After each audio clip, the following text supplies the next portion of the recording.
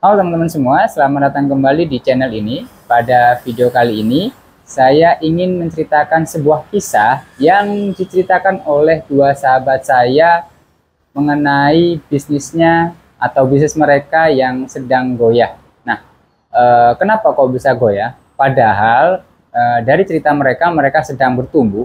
Jadi bukan karena ekonomi yang saat ini sedang melemah, justru di kala ekonomi yang sedang melemah ini mereka tetap bisa bertumbuh.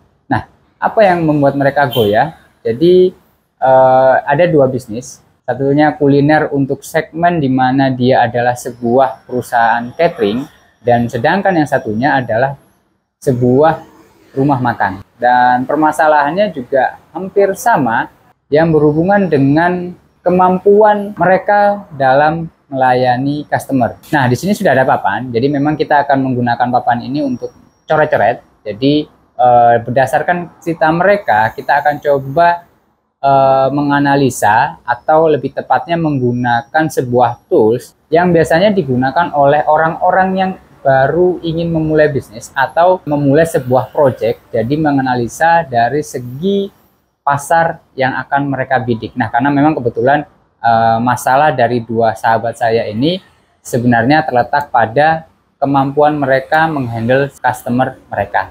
Nah, seperti apa itu? Simak videonya sampai selesai.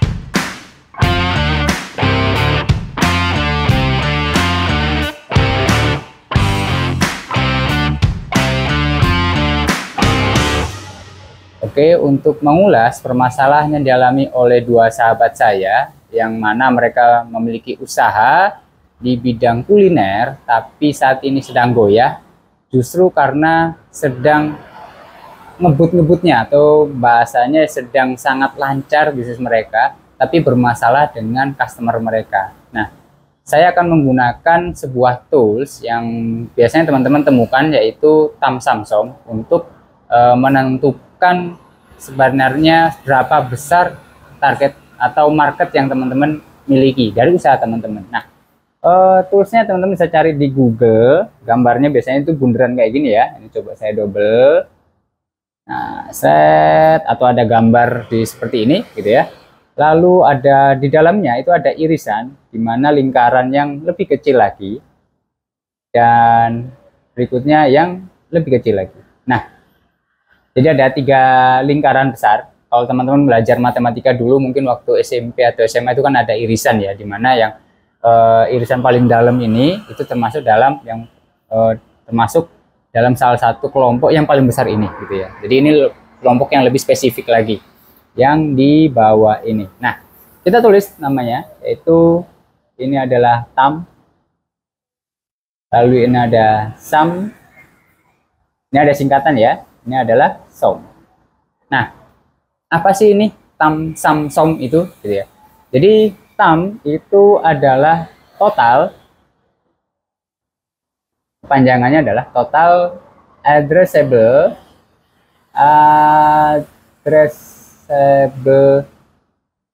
market. Ya, total addressable market.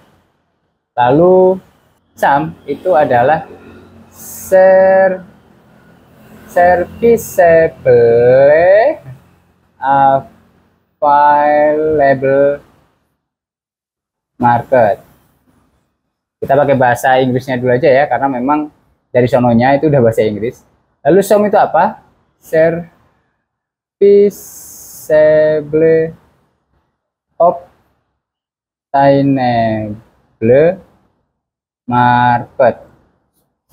Nah, udah kelihatan ya, ini ada bahasa market. Berarti ini adalah pasar gitu ya. Kita ngomongin soal pasarnya teman-teman. Dan kenapa kok tema ini yang saya angkat dari permasalahan yang dimiliki oleh dua sahabat saya?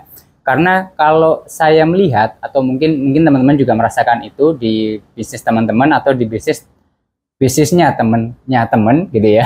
Ketika mereka tidak bisa mengukur dengan pasti seberapa besar market mereka. Ketika mau memulai bisnis, mereka ditanyakan, emang pasarmu seberapa banyak gitu kan? Jangan-jangan teman-teman bikin bisnis itu nggak punya pasar gitu. Atau bahkan jangan-jangan pasarmu sangat luas, tapi kok kemampuanmu menyajikan sebuah bisnis itu justru tidak mencapai pasar yang sangat luas. Nah, ini kita akan bahas mengenai market. Jadi di sini ada paling besarnya itu adalah seluruh market yang bisa teman-teman atau potensi market ketika diambil 100%. Misalkan kita ngomong kuliner gitu ya. Kuliner itu semua orang di dunia itu pasti membutuhkan kuliner 100%-nya. Atau anggap aja lah teman-teman hanya menjual makanan untuk orang Indonesia karena mungkin lidahnya akan berbeda-beda gitu. Berarti ambil marketnya Indonesia gitu. Itu marketnya sangat besar karena kuliner semua orang pasti butuh makan. Misalkan lagi kita bilang adalah teman-teman membuat layanan bimbingan belajar untuk anak-anak yang ingin masuk ke kuliah. Nah, total pasarnya teman-teman orang yang ingin masuk kuliah itu ambil aja anak SMA, SMK sedunia misalkan. Karena kuliah kan seluruh orang ingin masuk kuliah gitu kan. Nah, tapi nanti akan dibedakan lagi market mana yang akan teman-teman ambil. Nah, pasar yang besar itu perlu dipilah-pilah lagi. Dan tentunya milahnya itu tidak sembarangan. Makanya coba kita akan pilah dulu di sini, mulai dari totalnya keseluruhan, lalu dengan sum itu secara segmentasinya nanti akan seperti apa, terus sumnya seperti apa. Lalu kenapa kok bisa teman-teman yang sudah menjalankan bisnis saking kencengnya itu malah bisnisnya goyang? Karena dia mungkin gitu ya hanya membuat sum itu lingkaran yang sangat kecil misalkan gitu, tapi ternyata somnya itu gede gitu. Jadi ketika dia baru mikirnya aku punya pasar kecil kayak gini, ternyata yang datang gerudukan banyak. Anggap aja teman-teman jualan pentol ya, pikirnya teman-teman adalah pentolnya itu cuma laku satu hari 10 orang yang beli.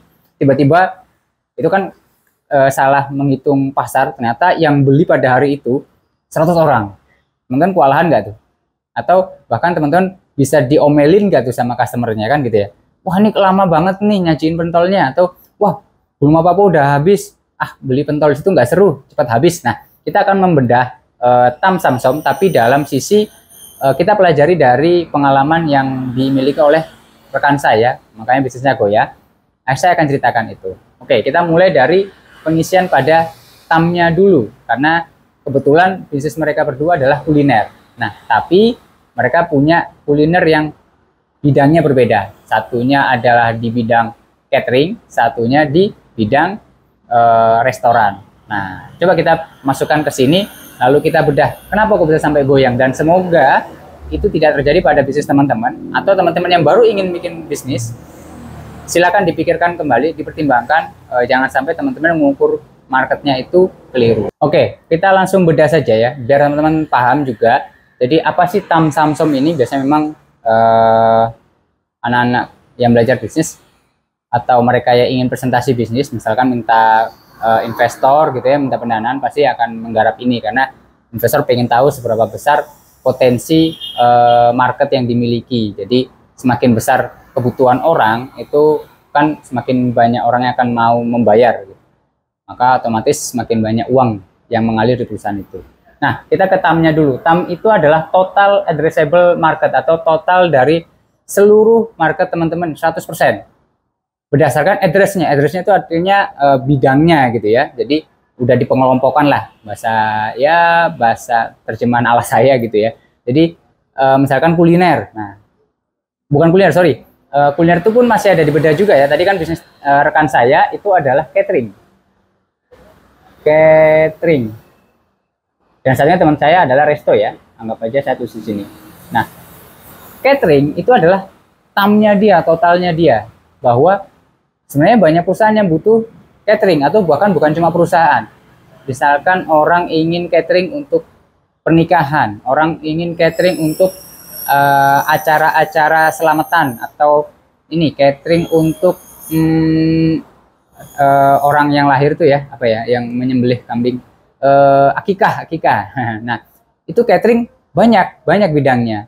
Nah, maka kalau dibilang catering itu akan luas. Di sini ada pasar perusahaan, ada pasar pernikahan, ada pasar apa. Nah, rekan saya dalam bisnisnya dia sudah membidik nih bahwa saya ingin membuat catering untuk bisnis atau untuk perusahaan. Jadi panggilan-panggilan untuk perusahaan itu ya. Nah, dia bilang bahwa SAM saya adalah catering perusahaan.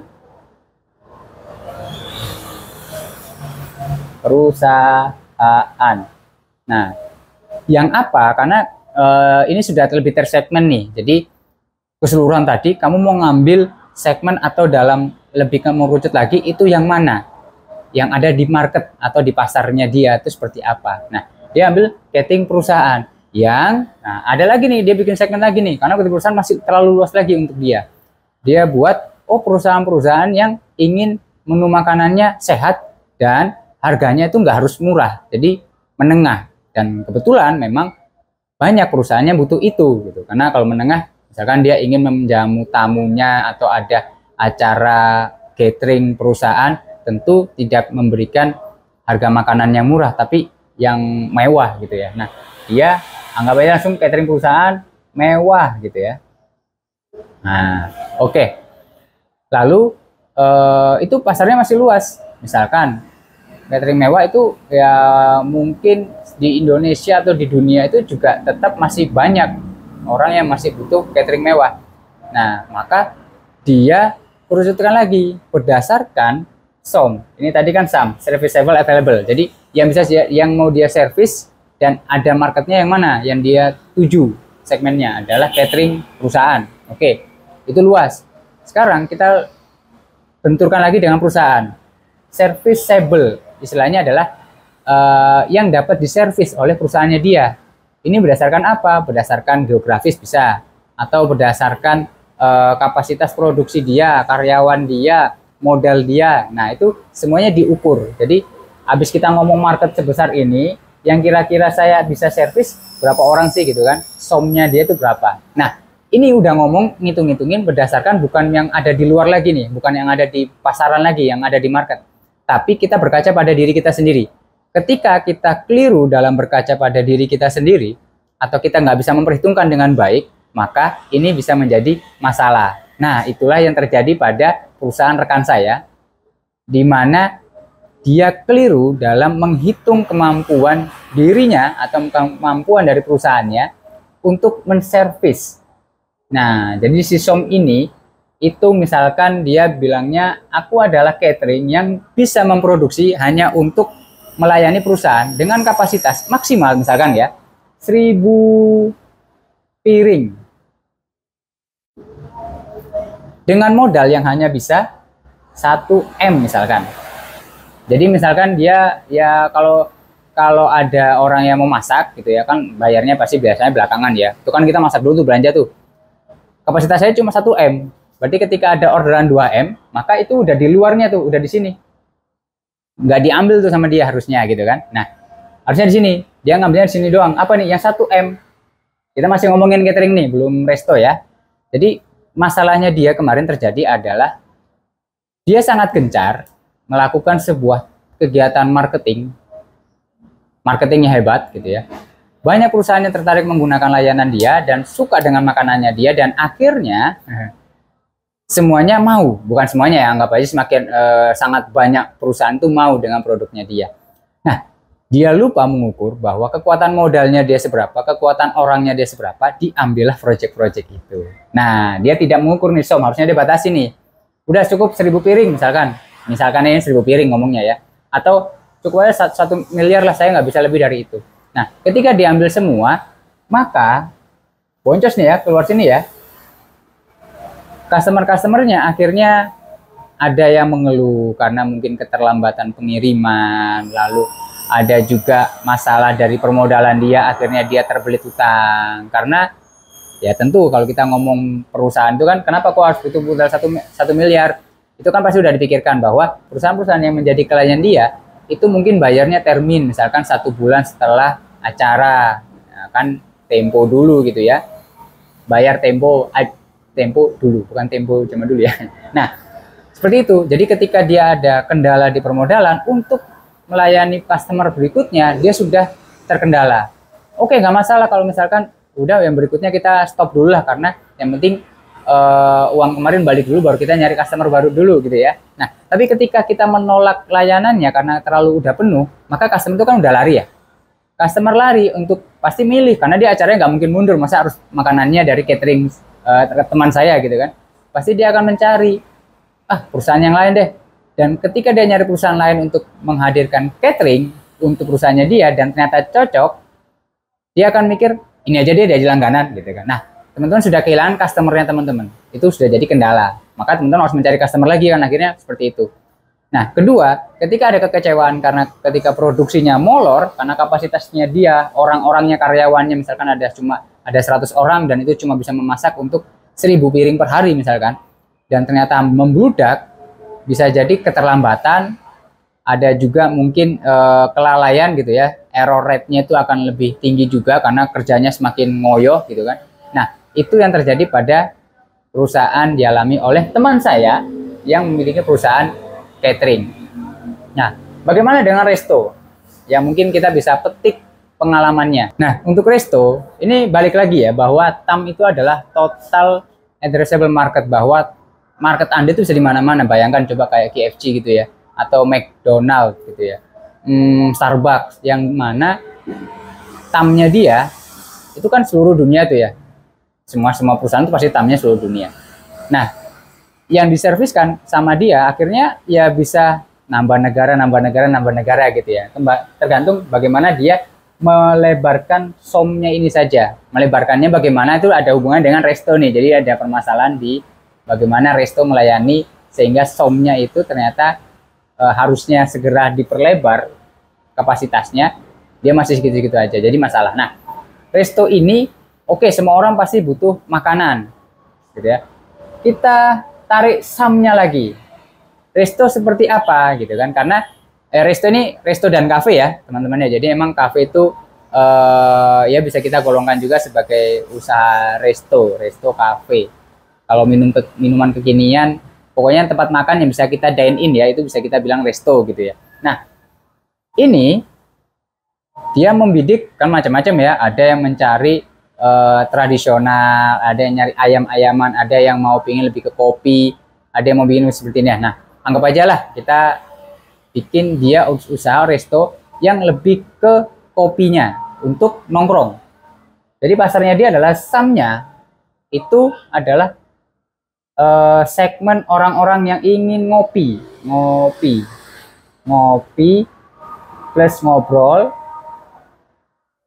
plus ngalur ngidul. Saya ngobrol-ngobrol santai, bukan ngobrol bisnis ya. Jadi kelas-kelasnya adalah plus yang menengah bawah gitu ya. Nah, pasarnya udah gitu tuh. Nah, lalu tabrakan lagi ya, kapasitasnya dia, SOM-nya apa gitu ya. SOM yang bisa dia servis orang-orangnya seberapa banyak. Nah, kalau kita bilang kafe itu tempatnya kan pasti satu titik, berarti ya dia melayaninya nggak mungkin terlalu jauh gitu ya. Ngapain juga orang nongkrong itu dari sampai beda kota gitu kan, harus untuk datang ke situ. Ya itu bisa jadi gitu ya, misalkan dia karena saking legendnya gitu kan. Nah, tapi itu tidak daily ya, atau tidak berulang-ulang terus gitu. Nah, kedua, oke lah kalau dia bisa melayani seperti itu juga, misalkan kayak kota wisata ya, di Jogja itu mungkin ada terkenal bakpia apa misalkan gitu ya, atau makanan apa yang terkenal, misalkan di kota Bali itu ada mungkin Jimbaran dan sebagainya. Nah, kita tabrakan lagi dengan kapasitasnya dia, karena SOM ini kan balik lagi ya, itu kemampuan dari perusahaannya dia, bagaimana dia bisa mengolah data dengan atau mengukur kemampuan perusahaannya untuk mencapai market, menggairah marketnya, misalkan jumlah karyawannya, lalu jumlah kursinya, karena resto ini juga berpengaruh pada jumlah kursi ya. Dan paling pastinya adalah memang jumlah karyawannya. Oke, dia nggak pakai kursi gitu ya sampai ngantri-ngantri take away, tapi yang masak kan tetap itu. Nggak mungkin pelanggannya suruh masak sendiri gitu. Masak sendiri, ini ada bahan bakunya. Kan nggak mungkin. Nah, terkendalanya dia kebetulan adalah yang menurut saya memang pada jumlah karyawannya dia. Jadi SOM-nya dia, ini kita ngomongin perkembangan SOM ya. Sebentar saya hapus dulu. Nah, istilahnya begini ya teman-teman ya. Jadi teman saya ini karena memang dia berangkat dari usaha yang masih kecil, ya masih sangat kecil, bahkan bukan sebuah resto awalnya, karena dari warkop bahasanya gitu ya. dikembangkanlah menjadi sebuah resto dan bertumbuh terus. Somnya dia dulu dia mungkin memikirkan adalah somnya saya cuma segini gitu kan, dari target som yang sebesar ini, wah gitu. Nah, dia lupa bahwa customer itu ketika sudah ada yang cocok itu kan bisa jadi customer loyal ya. Yang mana ketika customer loyal ini bisa jadi ketika dia ngajak teman yang tidak tahu di mana letak resto ini atau belum pernah mengunjungi resto ini, dia ajak mampir situ dan ternyata suka juga. Besoknya dia balik lagi tanpa ada teman yang satu ini. Mungkin dia bawa lagi teman yang lain, bawa teman yang lain dan selalu bertumbuh. Dan ketika yang loyal itu tetap, misalkan anggap aja 80% tetap ya, dan selalu bertambah, maka otomatis somnya gitu ya, itu harusnya mengikuti jumlah samnya karena bukan jumlah samnya, istilahnya somnya harusnya bertambah karena customernya itu bukan segini lagi, awalnya dia segini ya, anggap aja ini deh, awal tuh lagi segini banget, karyawannya masih ngatasi tuh, ini kayak gini, yang datang cuma segini. Istilahnya karyawannya lontang-lantung tuh, habis masa selesai terus 1 jam masih ngerokok gitu-gitu dulu ya, terus mulai datang nih, banyak nih marketnya dia nih, kapasitasnya masih segini nih, masih lumayan gede gitu kan, nah masih bisa ngatasi lagi. Nah, kita pakai ganti spidol deh biar lebih kelihatan jelas ya teman-teman. Nah udah segini, wah sudah nih untuk gitu kan, maksudnya ya waktu untuk ngerokoknya mungkin lebih sedikit gitu ya, istirahatnya juga lebih sedikit, masak terus karena customernya datang sebanyak ini gitu. Ternyata alhamdulillahnya gitu dan ya bersyukurnya customer yang datang itu sudah melebihi kapasitas dari jumlah karyawannya dia atau yang dapat diservis oleh karyawannya dia dengan kemampuan 100% dari kemampuannya karyawan gitu kan, udah masak gitu. Dan dia tidak menambah jumlah karyawan, dia menganggap bahwa ya cukup gini aja gitu. Balik lagi bahwa ada jam-jam peak season dari itu ya, jadi memang penjualan misalkan dibilang ini kebetulan yang terjadi pada restonya kan cuma nambah misalkan 1 hari omset 1 juta, itu kan harusnya masih bisa gitu. Sayangnya rekan saya tidak sedetail itu melihat behavior atau yang terjadi pada restonya. Jadi anggaplah ini jam gitu ya, jam bukanya misalkan dari jam 10 sampai jam 12 malam misalkan gitu ya, jangan deh, jam 10 pagi sampai jam 10 lagi lah misalkan gitu. Pas segini customernya sedikit, segini customer dikit. Nah ternyata kalau kafe orang nongkrong itu kan biasanya malam ya, itu berarti melundak gini. Nah ketika meludak inilah yang harusnya teman-teman ukur gitu ya, kemampuan karyawan waktu membludak di waktu yang sama, karyawannya bisa nggak melayani, atau jumlah kursinya itu bisa nggak melayani ketika membludak ini. Kita nggak ngomongin ini ya, masa ini karena pelanggannya disuruh, mas yang ini membludak nih, datangnya 1 jam lagi aja deh, atau mas gak datang tadi pagi aja gitu kan, datangnya pagi tadi gini dong gitu kan. Jadi ini anggap aja time frame ya, ini jam 10 pagi gitu ya, ini 10 malam, ini masih 1, 2 orang, 3, 4, tiba-tiba membeludaknya di sini tinggi nih, padahal kapasitas karyawannya hanya bisa untuk masak mungkin segini, yang mana dari jam segini sampai jam segini ya kapasitasnya segini karena orangnya sama misalkan, atau bisa jadi orangnya dari sini naik segini karena mungkin pagi karyawannya lebih sedikit 1 orang misalkan, itu kayak gini kan statusnya. Nah ini yang terjadi pada bisnis kawan saya, sehingga waktu dia hanya kapasitas serviceable somnya itu hanya segini dan yang datang segini, maka banyak yang kecewa. Pertama, pelayanan sangat lama karena dia secara kursi oke, memadai, tapi karyawannya tidak ditingkatkan karena dia berkaca pada omsetnya. Dia melihat omsetnya masih segini nih, ini harusnya bisa nih lagi, karena kalau saya lihat dia rata-ratakan berdasarkan waktu yang mungkin dia tidak melihat kondisinya gitu ya. Jadi harusnya kalau omset cuma 1 juta ya 2 karyawan atau 3 karyawan cukup, 4 karyawan cukup gitu. Dia tidak melihat bahwa di waktu yang kapan mereka datang dengan omset tertingginya di situ. Nah itu yang perlu teman-teman evaluasi untuk bisnis teman-teman, bahwa ketika teman-teman bikin bisnis, pertama memang teman-teman tamnya ya harus tahu bahwa total marketnya semakin besar total marketnya maka semakin bagus. Misalkan kalau teman-teman bikin bisnis yang hanya untuk les menjadi les untuk masuk ke perguruan tinggi, tentu pasarnya akan kalah jauh lebih besar orang-orang yang membutuhkan makanan gitu kan. Karena orang-orang yang membutuhkan makanan dari segala usia sampai tua misalkan gitu. Tapi kalau untuk masuk kuliah ya target pasarnya anak-anak SMA, SMK atau anak yang sudah pernah kuliah ingin pindah jurusan makanya dia ngambil tes lagi misalkan gitu ya. Nah, ya hanya sekedar mungkin usia umur 17 sampai 20 tahun itu adalah pasarnya teman-teman untuk tamnya. Makanya semakin teman-teman gede tamnya, bisnisnya teman-teman itu sebenarnya lebih menarik di mata investor. Lalu samnya, teman-teman setelah sudah membidik tam yang begitu besar, samnya itu perlu dikerucutkan. Misalkan tadi ambil aja bimbel gitu ya untuk masuk kuliah. Kuliah mana dulu? Kuliah yang untuk sekolah kedinasan atau kuliah untuk sekolah-sekolah negeri universitas biasa, karena jenis tesnya kan berbeda. Maka itu akan bisa lebih memfokuskan pada teman-teman membidik pasarnya dan bagaimana teman-teman melakukan strateginya. Misalkan biasanya kalau sekolah kedinasan itu kan berbarengan dengan ada permintaan PNS dan sebagainya, tapi biasanya memang tesnya akan berbeda, misalkan seperti itu.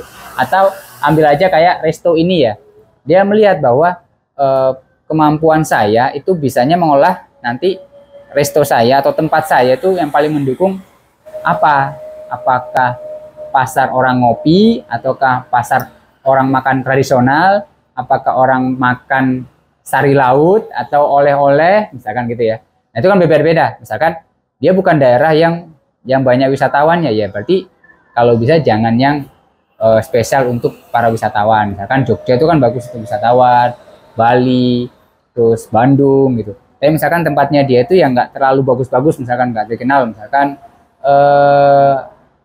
Jember misalkan, ya Jember lumayan bagus sih, ada festival ya. Misalkan kota apa ya, saya jarang datang ke, pokoknya yang tidak teman-teman kenal deh, yang males datang ke sana gitulah. Kota apa misalkan, Garut, ada dodol Garut ya, apa ya, yang jarang lah, jarang banget. Misalkan Madiun, misalkan wisata ke sana kan ada apa kira-kira, paling berkunjung ke saudara yang di Madiun, lalu pulang, oke lah bawa oleh-oleh khas Madiun, tapi bukan restonya kan gitu seperti. Jadi mungkin pasarnya mungkin bukan kuliner, justru lebih tingginya misalkan apa misalkan, ataupun kuliner kira-kira orang sana sukanya apa, misalkan pecel kah atau apa. Kalau teman-teman jualan western yang mahal, yang kayak steak dan sebagainya kan orang-orang mikir wah gini tok, yang mana sebenarnya jual tempatnya ya biasanya kayak gitu. Nah itu perkirakan lagi pasarnya seperti apa. Dan jangan lupa tadi terakhir adalah somnya teman-teman, karena som ini sebenarnya bisa bertumbuh karena kan melihat dari perusahaan teman-teman. Ketika seperti kondisi seperti ini, somnya teman-teman harusnya lebih bertumbuh lagi nih.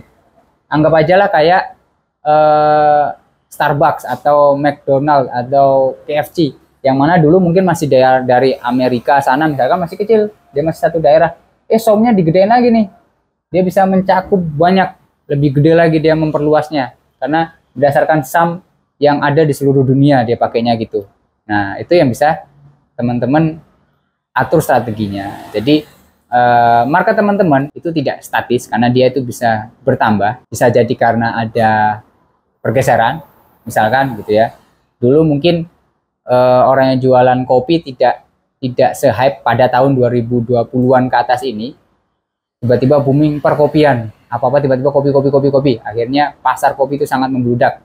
Buktinya apa? Akhirnya biji-biji kopi juga ikut naik harganya karena sampai terjadi kelangkaan untuk beberapa jenis biji kopi tertentu. Nah itu artinya permintaannya itu udah gede banget tuh. Ketika teman-teman tidak bisa mengikuti permintaan itu ya nggak apa-apa juga, cuman ya itu tadi akan ada berpengaruh pada kondisi market teman-teman, entah kecewa, lari pada yang lain gitu ya, karena teman-teman tidak bisa memenuhi keinginan dari market yang sebenarnya sudah teman-teman pegang. Itu semoga itu bisa menginspirasi teman-teman dan mengevaluasi bisnis teman-teman. Kalau teman-teman memang sudah waktunya untuk expand somnya, gedekan saja lingkarannya, nggak usah khawatir, jangan dipikir somnya akan cuma segitu-segitu aja. Justru ketika teman-teman semakin besar perusahaannya atau ingin bertumbuh bisnisnya, SOM-nya akan lebih besar lagi, atau bahkan bisa menggait saham yang berbeda bidang. Misalkan nih kita bilang anggap aja KFC yang paling umum ya, KFC atau McD lah, McD di Indonesia anggap aja. Dulu memang fokusnya adalah di burger atau di ayam, McD dan KFC gitu ya. KFC lebih ke ayamnya, McD itu kalau nggak salah lebih ke burgernya gitu ya. Dan ayam juga sih, dia nggak terlalu fokus ayam. Nggak terlalu fokus ke burger saja kayak Burger King dan sebagainya. Nah, lambat laun dia menambahkan kopi karena ternyata di KFC dan McD itu bisa untuk orang-orang nongkrong, bisa ketemu atau berwisata untuk anak-anaknya. Nah, sampai dia bikin McCafe, atau KFC itu punya juga kopinya KFC gitu ya. Nah, bikinlah tempat nongkrong untuk ngopi akhirnya. Padahal kalau dulu lebih banyak ke ya cuma flut-flutan doang, kopinya tuh mentok di situ aja. Tapi sekarang udah sampai kayak McCafe, terus ada KFC itu juga ada, saya lupa KFC itu kafenya seperti apa. Nah, itu dia udah ngambil pasar saham yang mengubah sahamnya. Dan ingat, tools ini itu tidak pakem dari awal sampai akhir bisnis teman-teman akan seperti itu, tapi ini akan bertumbuh mengikuti bisnis teman-teman. Itu saja kalau ada yang ingin ditanyakan, dan semoga ada juga yang ingin membantu menjawab ketika ada yang bertanya, karena mungkin saya tidak selalu melihat kolom komentar. Silakan teman-teman komentar aja di kolom komentar gitu. Dan apabila teman-teman ingin membangun bisnis bareng dengan teman-teman yang lain yang masih pemula juga, teman-teman bisa bergabung ke grup IDBO, linknya ada di bawah di deskripsi, dan gabung aja dulu dan jangan terlalu banyak nyepam.